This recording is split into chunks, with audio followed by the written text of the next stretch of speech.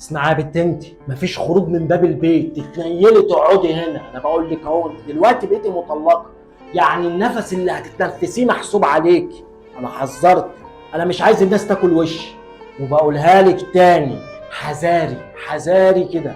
اشوفك واقفه بس مع اي بني ادم، اي بني ادم حتى لو كان بتاع السوبر ماركت، هسود عشتك، هكسحك.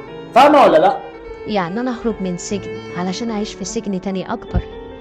هو أنت ليه متخيل إن المشكلة في الست المطلقة؟ ليه ما تبقاش في فكرك المريض وفي المجتمع اللي احنا عايشين فيه؟ هي الست بشكل عام لو عايزة تعمل حاجة غلط هتفرق معاها إذا كانت مطلقة ولا متجوزة؟